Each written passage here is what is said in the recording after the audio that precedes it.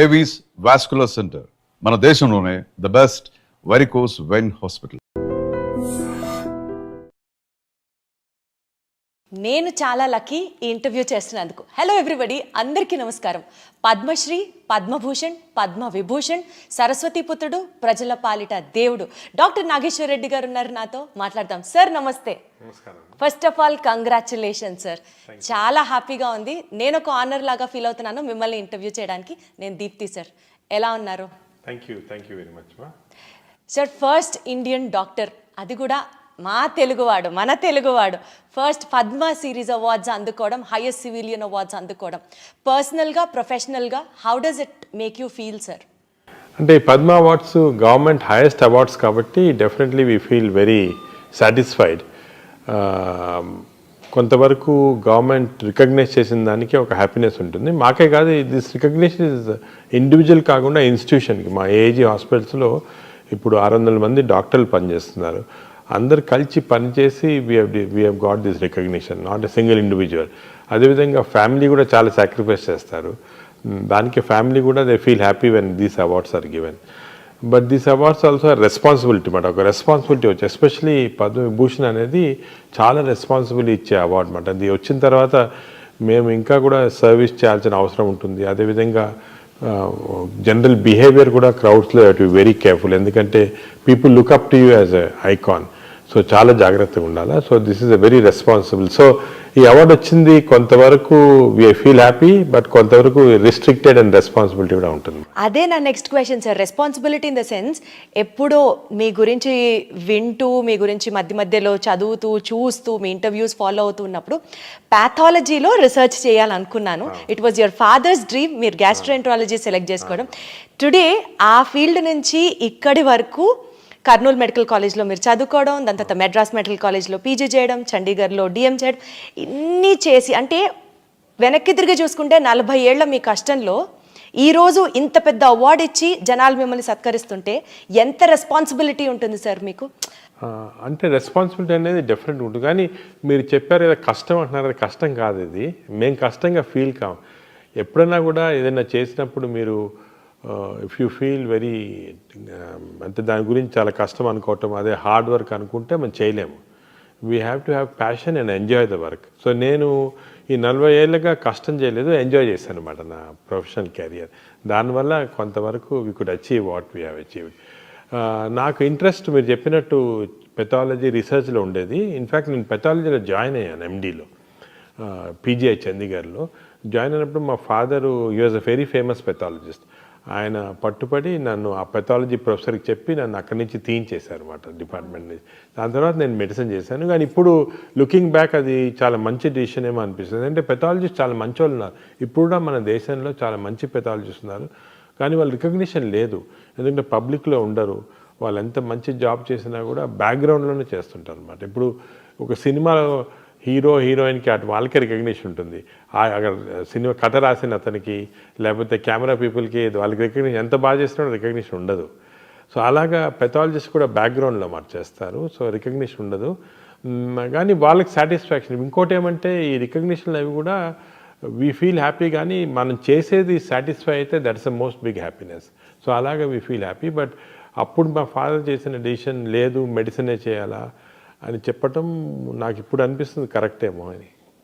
Sir actually మిమ్మల్ని కలుస్తున్నాము అని అంటే, నేను బ్యాక్గ్రౌండ్లో చేసుకునే రీసెర్చ్ ఉంటుంది కదా మీ గురించి మాట్లాడినప్పుడు, my father is also doctor sir. He's from Kurnool medical college, 78-83 batch. Doctor SVM Nageswara గారు హీస్ యువర్ జూనియర్ అనమాట. మీరు 1 year సీనియర్ అని చెప్పారు. Singari Prabhakar garu ENT specialist, these are from Vijayawada. వీళ్ళందరూ కర్నూలు మెడికల్ కాలేజ్. నేను ఇట్లా నాగేశ్వర రెడ్డి గారిని ఇంటర్వ్యూ చేయబోతున్నానంటే మా సీనియర్ అసలు హీస్ అ వెరీ ఎకడమిక్ గై, చాలా కష్టపడతారు. అంతేకాకుండా సార్ మీ టీంతో మాట్లాడినప్పుడు కూడా రాత్రి 12-1 గంట వరకు మీటింగ్లో ఉంటారమ్మా, కాన్ఫరెన్స్ అది ఉంటుంది. పక్క రోజు పొద్దున 5:30-6కి కాల్ చేసి మీరు అందరూ వచ్చేస్తారా అని అడుగుతారు. అంటే సార్ మీరు అన్నట్టు the hunger for work, the passion you show towards your work or like unbeatable and that makes you unstoppable. How do you get that inspiration sir? కష్టపడి, కష్టం అనకూడదు మీ లాంగ్వేజ్ ప్రకారం, సో వర్క్ చేసి చేసి చేసి అంత ప్యాషనెట్గా మీరు వర్క్ చేయడానికి what is your driving force? అంటే ప్యాషన్ అనేది ఇట్స్ వన్ ఇన్నరెంట్గా రావాలమ్మ. అంటే మనం we should be interested in doing some things. Suppose for example cinema చూడాలనుకోండి, నేను చూడలేను ఎక్కువ, ఒక అరగంట సార్లు టైర్డ్గా పండుకుంటాను అనమాట. అదే షాపింగ్కి వెళ్ళాలంటే మా ఫ్యామిలీతోటి నేను వెళ్ళలేను అనమాట, చాలా టైర్డ్ అయిపోతాను. ఒక షాప్కి వెళ్ళగానే ఇమీడియట్గా టైర్డ్ అక్కడ వెళ్ళి కూర్చుంటాను అనమాట. అంటే అది చాలామంది రివర్స్, చాలామంది they want to see cinema, they want to go to shopping. So అది ప్యాషన్ అనేది ఇన్హెరెంట్గా ఉండాలి ఒక దాంట్లో. ఇప్పుడు నాకు పేషెంట్స్ చూడటం కానీ, వాళ్ళు డయాగ్నోసిస్ చేయటము, అదేవిధంగా రీసెర్చ్ చేయటము, కొత్త డయాగ్నోసిస్ చేయటం, ఇవన్నీ కూడా చాలా ఇంట్రెస్టింగ్, చాలా ప్యాషనేట్. సో వన్స్ ఈ ప్యాషన్ వస్తే మనకి టైర్డ్నెస్ అనేది రాదు. We go on doing any amount of work we can do, that drives our work మాట. ఇది కొంతవరకు మనకు సొంతంగా రావాలి. అదేవిధంగా నేను మా జూనియర్స్ కొంతమందికి స్టార్ట్ అయినప్పుడు ఉండదు అది, కానీ డెవలప్ చేసుకోవాలి. వన్స్ ఈ డెవలప్ అన్ ఇంట్రెస్ట్. ఇప్పుడు ఫర్ ఎగ్జాంపుల్ మా దగ్గరకు ఒక పేషెంట్ వస్తారు, వచ్చి తన సిమ్టమ్స్, తన కథ అంతా చెప్తారు. ఏదో విజయవాడ నుంచి వచ్చారనుకోండి, ఇంత దూరం వచ్చాడు, వచ్చిన తర్వాత అక్కడ ఎలాగొచ్చింది, ఎలా స్టార్ట్ అయింది అని చాలా ఇంట్రెస్టింగ్ స్టోరీస్ మాట. ప్రతి పేషెంట్ మాకు ఒక స్టోరీ క్రియేట్ చేస్తారు. ప్రతి patient problem is a story for us to solve, ఒక మిస్టరీ టు సాల్వ్. అలా తీసుకుంటే చాలా ఇంట్రెస్టింగ్ ఉంటుంది. అదేవిధంగా మేము ఆపరేషన్స్ చేస్తుంటాము. నేను ఎండోస్కోపీ ఎక్కువ చేస్తున్నాను. ఎండోస్కోపీలో లోపల చూస్తే చాలా విచిత్రంగా ఉంటుంది. బాడీలో ఒక్కొక్క ఆర్గన్, ఒక దానికి వచ్చే డిజీజు, దానికి వచ్చేది ఇంత complicated stuff. Nature has created all this. చాలా ఇంట్రెస్టింగ్. ఆ ఇంట్రెస్ట్తో చూస్తే డెఫినెట్గా ఒక్కొక్క పేషెంట్ ఒక్కొక్క సినిమా అనుకోవచ్చు అన్నమాట. మాకంతా అలా క్రియేట్ అవుతుంది. సో మీకు 70mm సినిమాకి లేదు, endoscopy cinema gives you that kick అంటారా? సార్ ఎన్నో కేసెస్ చూసుంటారు, ఎన్నో లాక్స్ ఆఫ్ పేషెంట్స్ని మీరు ట్రీట్ చేసి ఉంటారు. You must have met some thousands and lakhs of people కదా. ఈ నేపథ్యంలో which was the most challenging case in your career sir? అంటే మాకు ప్రతి కేసు ఒక ఛాలెంజే. ప్రతి కేసు ఎంత సింపుల్ కేసు అని.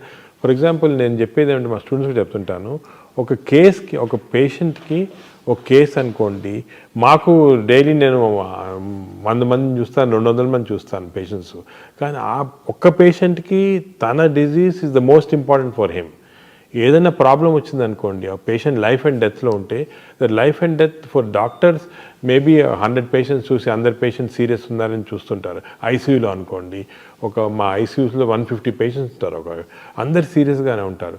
మేము సరే సీరియస్ పేషెంట్స్, ఈ పేషెంట్ చూస్తుంటాం, కానీ ఆ పర్టికులర్ పేషెంట్కి, ఆ పర్టికులర్ ఫ్యామిలీకి it's a life and death, complete change. ఒక ఫ్యామిలీలో బ్రెడ్ విన్నర్ ఉన్నారు, ఆయన సీరియస్గా ఏదో ఇంటెస్టైనల్ బ్లడ్ వామిటింగ్ తోటి వచ్చారు, సీరియస్గా ఉన్నారు.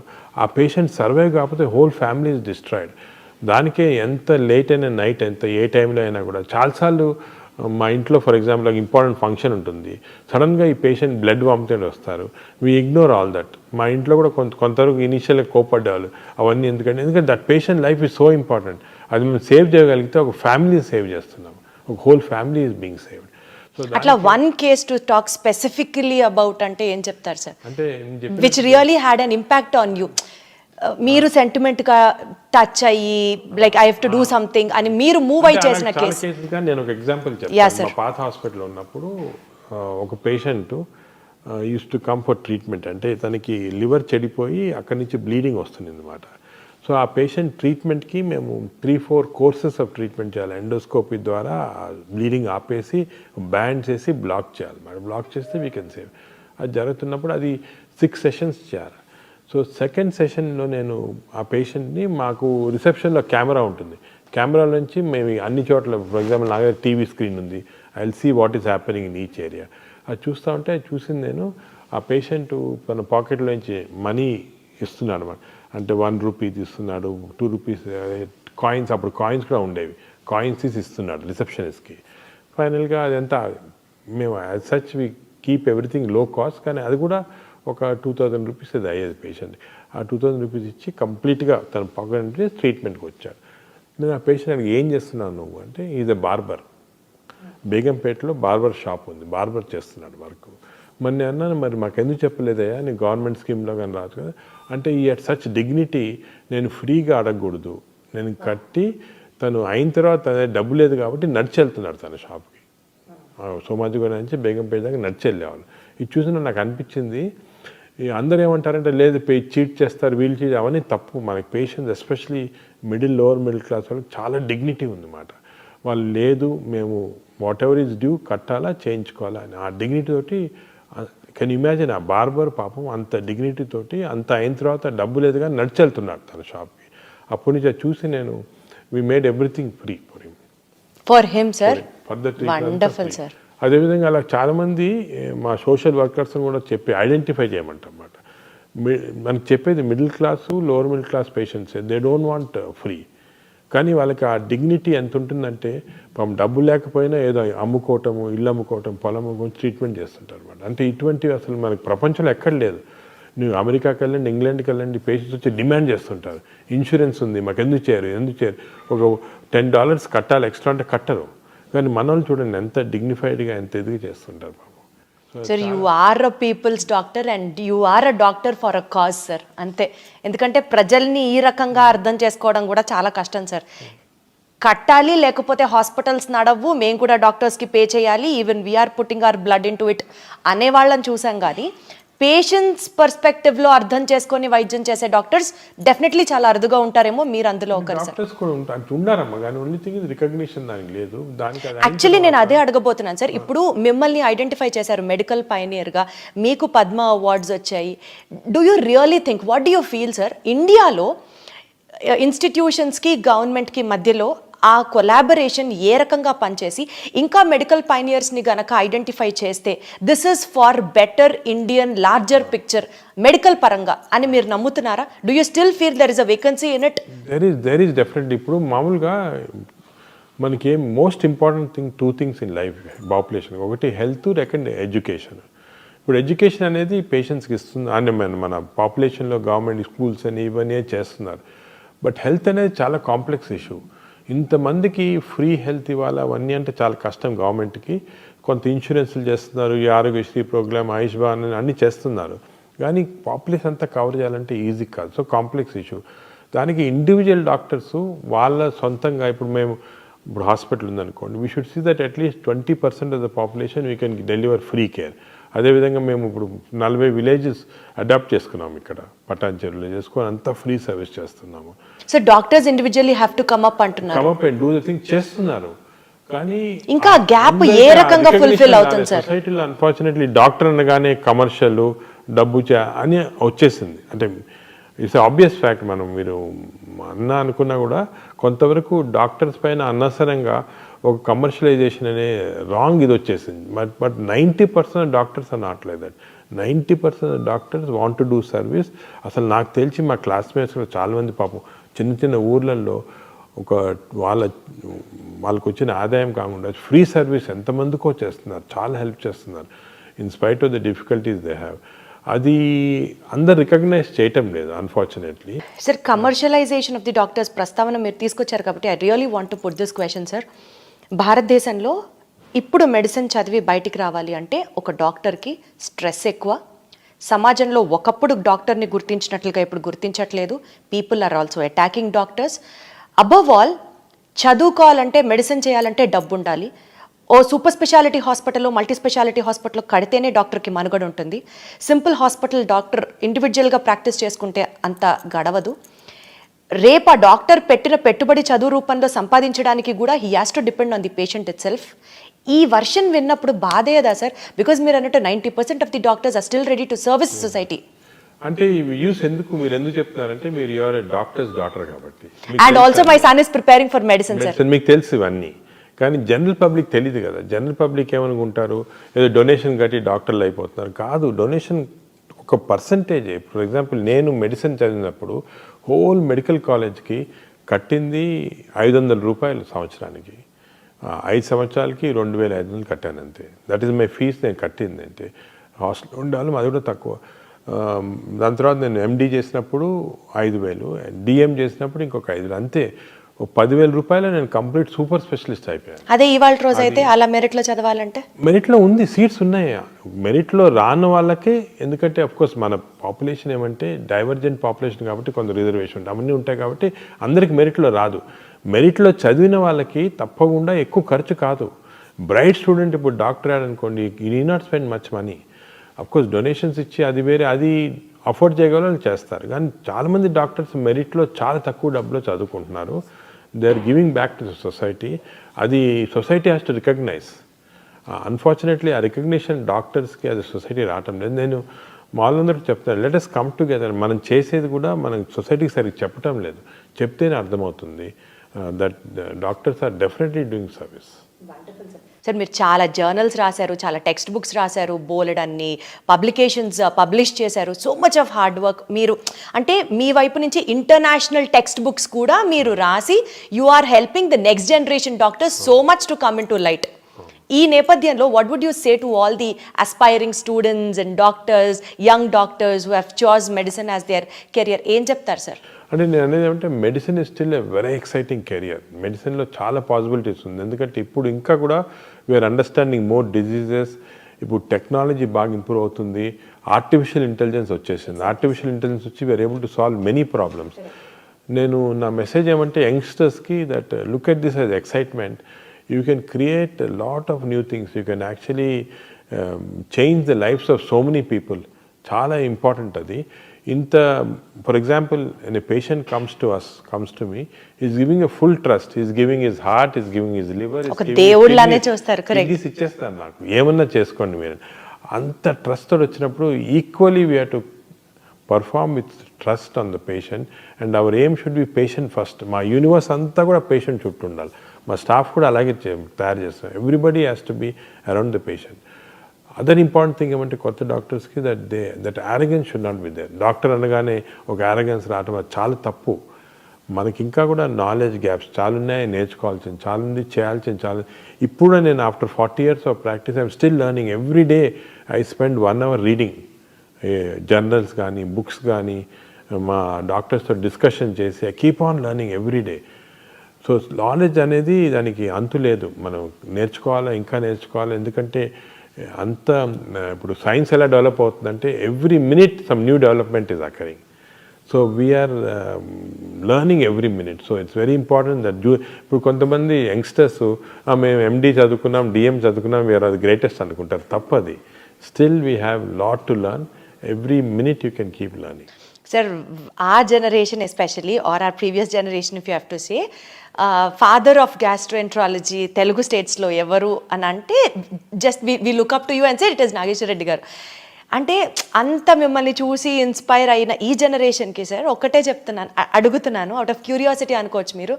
సరే ఇన్ని బుక్స్ ఇవన్నీ చాలా జుజుబి, మీ స్టాఫ్ చెప్పారు. ఒక రూమ్లోకి వెళ్తే మీ రూమ్లో బుక్స్ మధ్యలో వెతుక్కోవాలి డాక్టర్ గారు ఎక్కడున్నారు అని, అందులో కూరుకుపోతారు డాక్టర్ గారు. సార్ మీకు పేషెంట్స్ చూడడానికి రాత్రి 10:30 అవ్వచ్చు, 12 అవ్వచ్చు, అప్పుడు 1 గంట సేపు జిమ్ చేస్తారంట. రోజుకి ఇప్పుడే మీరు చెప్పారు 1 గంట సేపు పుస్తకాలు చదువుతారు. సరే అసలు మీరు మనిషేనా, సూపర్ హ్యూమనా సార్? అందరికి ఉండేది 24 గంటలే కదా సార్, మీకు అంతకంటే ఎలా ఉంటుంది సార్ టైం? చెప్పినట్టు ఎంజాయ్ చేస్తే వీ కెన్ డూ. నేను ఇంకోటి ఈ రాంగ్ నోషన్ ఒకటి ఉంది, రోజుకి 8 గంటలు పండుకోవాలా, స్లీప్ ఈజ్ గుడ్ అని. కరెక్టే అది సైన్స్ ప్రకారం. కానీ there are some ways you can train yourself. 4-5 hours sleep తోటి సరిపోతుంది అన్నమాట. మనం we should not waste our time in sleep, ఎందుకంటే so many things to do. Sir we should not waste our time in sleeping. భలే ఉంది sir ఇది. Recent గ్యాస్ట్రోఎంట్రాలజీకి సంబంధించి latest developments which is addressing the gastrointestinal situation in the society, public health పరంగా మాట్లాడితే what you have to say sir? ఎలా జరుగుతున్నాయి? అంటే ఇది చాలా ఇంపార్టెంట్ మెసేజ్ అమ్మా పబ్లిక్ కూడా. మనం గ్యాస్ట్రోఎంట్రాలజీలో చాలా డ్రమాటిక్ చేంజ్ వచ్చింది. ఒక 20 years మేము చూస్తున్నాం కదా, విలేజెస్కి వెళ్ళామని చేసేవాళ్ళం. అక్కడ ఇన్ఫెక్షన్స్ ఎక్కువ ఉండేది, టీబీ ఉండేది, ఇన్ఫెక్టివ్ డయేరియాస్ ఉండేవి, హెపటైటిస్ ఉండేది. ఇప్పుడు అన్నీ పోయాయి. ఇప్పుడు మనం డెవలప్మెంట్ తోటి క్లీన్ వాటర్ ప్రొవైడ్ చేస్తున్నాము, న్యూట్రిషన్ కూడా ఇంప్రూవ్ అయింది. అదేవిధంగా హెపటైటిస్ వ్యాక్సిన్స్ ఇస్తున్నాము, అవన్నీ పోయి. అన్ఫార్చునేట్ థింగ్ ఏమైందంటే people have become westernised in diet. Fast foods చిన్న చిన్న విలేజెస్కి వెళ్ళండి, ఇక్కడ మేము చూస్తాం అక్కడ చిప్స్ ఉంటుంది, బర్గర్స్ ఉంటాయి, అన్ని ఫాస్ట్ ఫుడ్స్ ఉన్నాయి. Processed foods have come in. ఈ ప్రోసెస్ ఫుడ్స్ వల్ల వీఆర్ డెవలపింగ్ వెస్టర్న్ డిజీజ్. ఇప్పుడు సర్ప్రైజింగ్ ఏమంటే మన ఊర్లలో highest amount of disease is IBD, inflammatory bowl disease. అసలు 20 సంవత్సరాల క్రితం ఇండియాలో లేదు ఇది. ఇప్పుడు సగం మంది పాపులేషన్ విలేజెస్లో అదే ఉంది. సో అన్ఫార్చునేట్గా మనము మన గుడ్ హ్యాబిట్స్ పోగొట్టుకొని బ్యాడ్ హ్యాబిట్స్, అంటే ఆర్గానిక్ ఫార్మింగ్ అంతా పోయింది. అంతా కూడా ప్రాసెస్డ్ ఫుడ్ తింటున్నాము. ప్రాసెస్డ్ ఫుడ్లో ప్రిజర్వేటివ్స్ ఉంటాయి, అదేవిధంగా కలరింగ్ ఏజెంట్స్ ఉన్నాయి. దీనివల్ల చాలా కొత్త జబ్బులు వస్తున్నాయి. I'm worried about this. మన ఇండియన్ పాపులేషన్లో స్లోగా వెస్టర్నైజ్డ్ డిజీజ్, దీన్ని ఎన్సిడి అంటారు, నాన్ కమ్యూనికబుల్ డిజీజ్.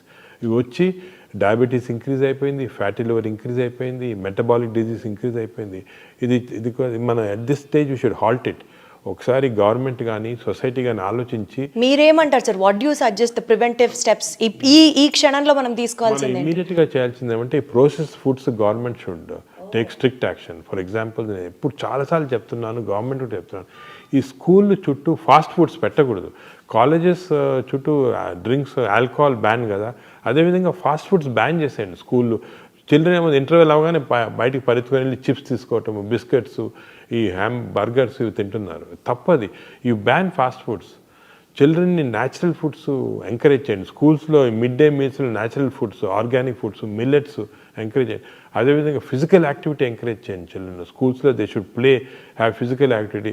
లేదు స్కూల్స్ 6 గంటలు 7 గంటల దాకా వాళ్ళకి ఇప్పుడు చిల్డ్రన్కి ఫ్యాషన్ ఏమంటే కంప్యూటర్స్ ఇచ్చి దానిపైన స్టడీస్ చెప్తున్నారు. ఇవన్నీ కూడా తీసుకొని let childrens become socially active. ఒకరితో ఒకరు మాట్లాడుకోవాలి, యాక్టివేట్ చేయాలా. అదేవిధంగా ఫిజికల్ యాక్టివిటీ ఉండాలా, హెల్తీ ఫుడ్ తినాలా. ఈ కాన్సెప్ట్ స్కూల్ చిల్డ్రన్ నుంచే స్టార్ట్ చేయాలి. మేము కొన్ని స్టడీస్ చేసాం school చిల్డ్రన్లో.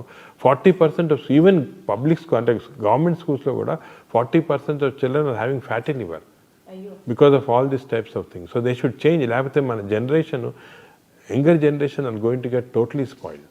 Also sir, along with మీరు చెప్పిన కాంప్లికేషన్స్తో పాటు according to chronic inflammation hypothesis ప్రకారం అల్సరేటివ్ కొలైటిస్ కానివ్వండి, క్రాన్స్ డిసీజ్ కానివ్వండి, because of the inflammation of the intestine జనాల్లో ఈ incidence of these diseases.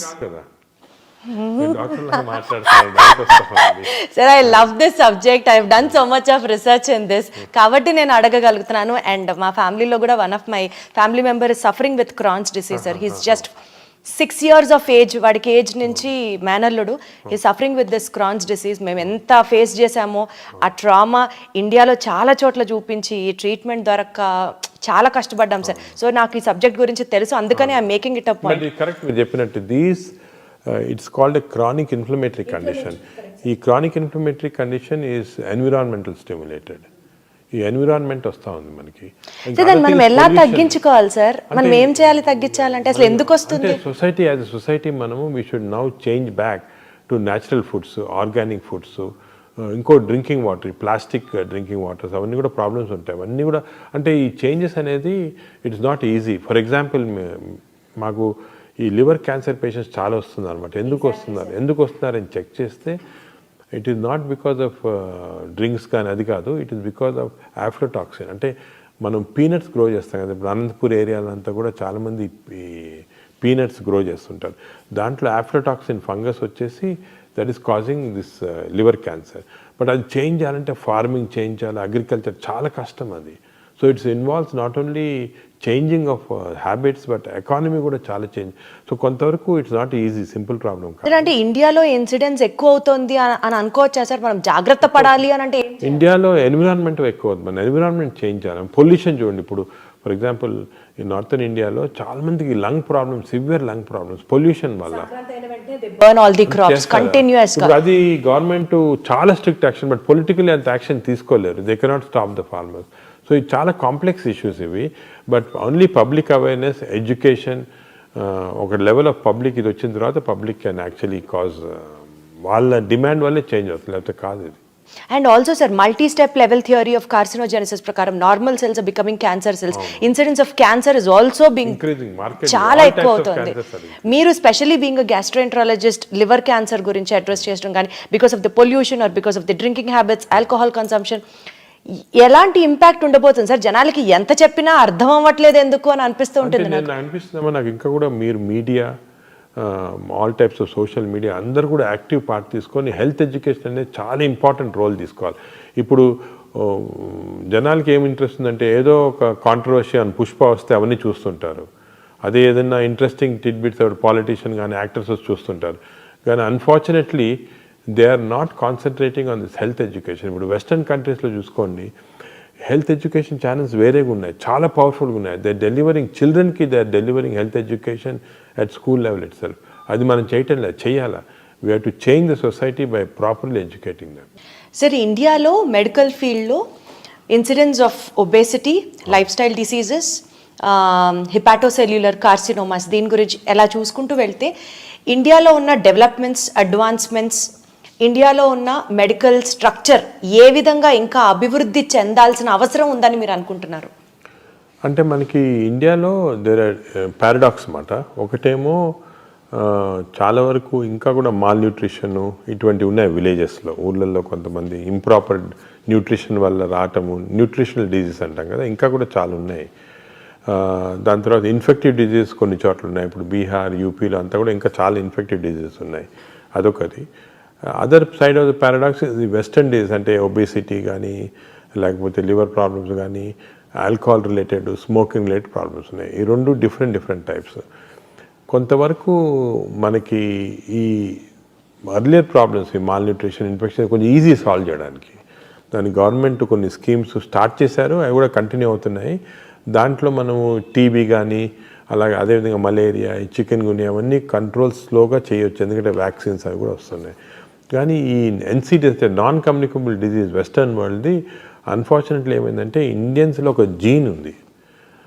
Western వాళ్ళకి వచ్చే జబ్బులు మనకి హాఫ్ కంటెంట్, అంటే వాళ్ళకి ఇంత ఫుడ్ తింటే వచ్చేది మనకి హాఫ్ ఫుడ్ తింటే వస్తుంది అన్నమాట. ఎందుకంటే ఈ అబ్నార్మల్ జీన్స్ ఇండియన్ పాపులేషన్లో ఎప్పుడో నుంచి ఉంది అన్నమాట. అది దానివల్ల మీరు చూస్తుంటారు ఇండియన్స్ ఎక్కువ ఈ ట్రంకల్ ఒబేసిటీ, ఇక్కడ ఒబేసిటీ లాగా వస్తుంది అన్నమాట. దాంట్లో ఫ్యాట్ చేరుతుంది. ఈ ఫ్యాట్ చాలా డేంజరస్ ఫ్యాట్, దీనివల్ల చాలా హార్మోన్స్ సెక్రెట్ అవుతాయి. సో మనకి తక్కువ స్టిమ్యులేషన్ వల్ల ఇటువంటి పెద్ద పెద్ద ఎన్సిటీస్ వచ్చేస్తున్నాయి. అదేవిధంగా హార్ట్, ఇండియన్స్లో హార్ట్ ఆర్టరీస్ ఉంటాయి కదా, సన్నగా ఉన్నాయి. వేరే వాళ్ళు యూరోపియన్స్ తోటి కంపేర్ చేస్తే మనకి ఇంకా సన్నగా ఉంటాయి. దానికే మనకి అర్లీ హార్ట్ డిజీజ్ వస్తుంది, సీరియస్ డిజీజ్ వస్తుంది. అదేవిధంగా ఫ్యాట్, లివర్లో 2 జీన్స్ ఉన్నాయి మన, ఇది ప్రొటెక్ట్స్ అగైన్స్ ఫ్యాట్. వెస్టర్న్ మనకి ఆ ప్రొటెక్షన్ లేదు, ఆ జీన్స్ లేవు అన్నమాట. సో దానివల్ల మనకి ఎక్స్ట్రా ఎఫర్ట్ పెట్టాలి ఇవి రాకుండా. సో ఇది మోర్ కాంప్లికేటెడ్. ఇది టెర్షరీ సెంటర్స్లో అటువంటిది, లేకపోతే మాస్ ఎడ్యుకేషన్తో ట్రీట్ చేయాల్సింది. మామూలుగా గవర్నమెంట్ చేసే ఎఫర్ట్తో చేయలేము. ఇది it has to be done in a different way. So different problems మాట. అంటే there is a scope for medical development even in India అంటున్నారా? ఇప్పుడు మీరు మాట్లాడుకున్న ఇంపాసిబుల్ సెక్టర్స్లో కూడా there is still scope for development. There is definite scope is there, but we have to go in a very organised fashion. ఇప్పుడు ఏమైంది ఇండియాలో మీకు చూసారు కదా, ఏదో కొన్ని మంచి హాస్పిటల్ సెంటర్స్ ఆఫ్ ఎక్సలెన్స్ ఉంటాయి, కానీ మిగతా అంతా హాస్పిటల్స్లో వేరు, అంటే సెంటర్స్ ఆఫ్ ఎక్సలెన్స్ ఉండకపోవచ్చు ఈ ట్రీట్మెంట్స్ అన్నీ కూడా. సో ఇంత వేరియబిలిటీ ఆఫ్ మెడికల్ ప్రాక్టీస్ ఉంది. సో యూనిఫామ్గా లేదు వెస్టర్న్ కంట్రీస్ లాగా. అది వచ్చినప్పుడే మన అందరికి కూడా యూనిఫామ్ ట్రీట్మెంట్ ఇవ్వచ్చు. Got it sir. సార్ ప్రతి ఇంట్లో షుగర్ లేని వాళ్ళు, బీపీ లేని వాళ్ళు ఉండరు. India is termed as the diabetic capital of the world. అది కూడా జీన్స్ వల్ల, జెనెటిక్ ప్రాబ్లమ్, జీన్స్ వల్ల. కానీ సార్ ప్రజల్లో ఉండే ఒక కామన్ క్వశ్చన్, నా నోటీస్లో ఉన్నది కూడా నేను మిమ్మల్ని ఈ ఇంటర్వ్యూ ముఖంగా అడుగుతున్నాను సార్. డయాబెటీస్కి సంబంధించి నాగేశ్వర్ రెడ్డి గారు ఒక మెడిసిన్ కనిపెట్టారు, చాలా తక్కువ బడ్జెట్. హాస్పిటల్లో జాయిన్ అయితే జస్ట్ ఒక షుగర్ పేషెంట్స్ జాయిన్ అయితే ఆయన ఒక ట్రీట్మెంట్ ఇస్తారంట, ఆయన ఒక మందు కనిపెట్టారంట. అది పేషెంట్స్కి ఒకరోజు అడ్మిట్ అయితే ట్రీట్మెంట్ తీసుకుంటే ఇంకా లైఫ్లో డయాబెటీస్ రాదంట. కానీ ఆ మందును బయటికి రానివ్వట్లేదు. అది ఓన్లీ నాగేశ్వర్ రెడ్డి గారికే తెలుసు. దాని మీద ఇంకా ట్రయల్స్ జరుగుతున్నాయి. ఏది నిజం, ఏది కాదు సార్, మీరే క్లారిటీ ఇవ్వాలి. అది నిజం కాదమ్మా, ట్రూత్ కాదు అది. అంతే చాలా హైప్ చేశారు దాన్ని. మేము ఏం చేస్తామంటే డయాబెటీస్కి 2 రకాలైన రీసెర్చ్ కానీ ట్రీట్మెంట్స్ చేస్తాం. ఒకటి డయాబెటీస్ అంటే తీసుకుంటే it is not one single disease. Type 1, type 2, type 3 అని ఉంది. టైప్ 1 అంటే చిన్నపిల్లల్లో వస్తుంది, వాళ్ళకి ఐలెట్ సెల్స్ అంటే ఇన్సులిన్ ప్రొడ్యూస్ సెల్సే పనిచేయవు. ఇటువంటి చిల్డ్రన్కి ఓన్లీ ట్రీట్మెంట్, అఫ్కోర్స్ ఇన్సులిన్ ఇస్తుంటారు నార్మల్గా, only treatment is to replace the islet cell by cadaver, అంటే కడావర్ ట్రాన్స్ప్లాంట్ కిడ్నీ చేస్తాం, అలాగే ఐలెట్ సెల్స్ కూడా చేయొచ్చు. దాని గురించి మేము వర్క్ చేస్తున్నాము. అది ఒకటి, అది ఆల్రెడీ వరల్డ్లో కూడా ఎస్టాబ్లిష్ అయింది. అది ఇంకా మన ఇండియాలో ఈ టైప్ 1 తక్కువ కాబట్టి ఎక్కువ దానిపైన కాన్సన్ట్రేషన్ లేదు. టైప్ 3 అనేది ప్యాంక్రియాస్లో చెడిపోతే, క్రానిక్ ప్యాంక్రియాస్ చెడిపోతే టైప్ 3 డయాబెటీస్ వస్తుంది.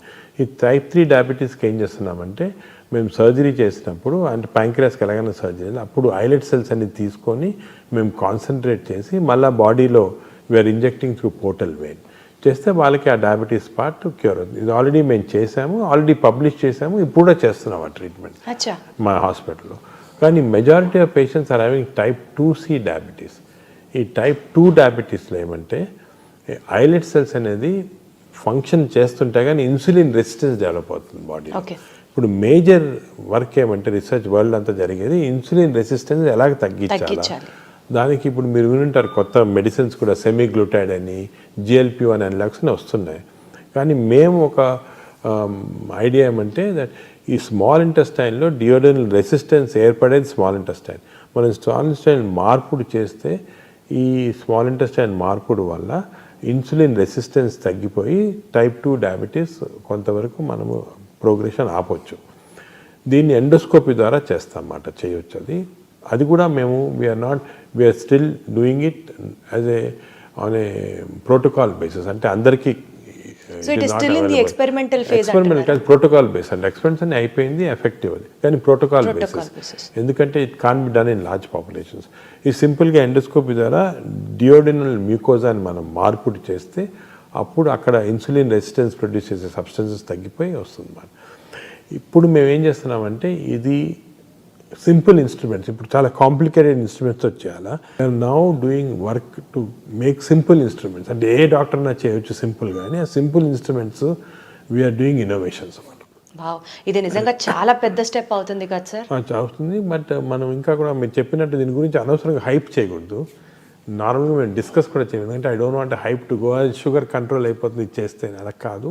It's a process which takes ఇంకా రీసెర్చ్ టైం, బట్ పక్కాగా 100% సేఫ్ యూస్ఫుల్ అనేటప్పటికే జనరల్ పబ్లిక్ రిలీజ్ చేస్తాం. We're literally waiting sir. Hype create చేయొద్దు అని ఈ ఇంటర్వ్యూ ద్వారా ఆడియన్స్ ని రిక్వెస్ట్ చేస్తూ, but literally much needed act for the hour sir. So public ఏమంటే దే షుడ్ రియలైజ్ 3 టైప్, ఒక డయాబెటీస్ అనగానే ఒకటి కాదు, 3 types of diabetes are there.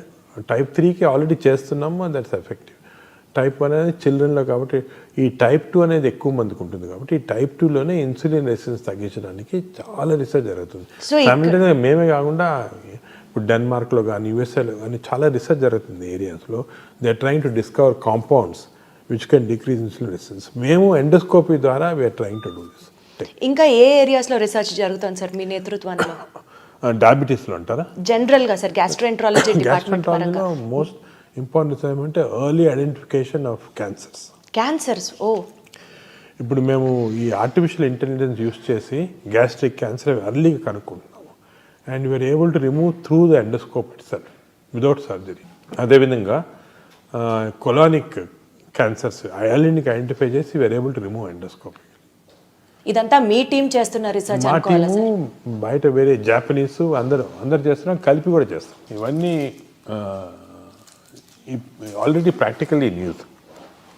We are now implementing it. ఈరోజే 2 పేషెంట్స్ అస్సాం నుంచి వచ్చారు, వాళ్ళకి ఏదో వేగ్ డిస్కంఫర్ట్ ఉంది. ఎండోస్కోప్ మా దగ్గర we have what is called intelligent endoscopes, EndoBrain అంటాం. ఎండోస్కోప్ పెట్టగానే ఇమీడియట్గా కంప్యూటర్లో వచ్చేసింది ఎర్లీ గ్యాస్ట్రిక్ క్యాన్సర్, ఇమీడియట్గా సేమ్ టైంలో ఒక చిన్న నైఫ్ తీసి ఎండోస్కోపీ ద్వారా అంతా కట్ చేసి తీసాం, అయిపోయింది.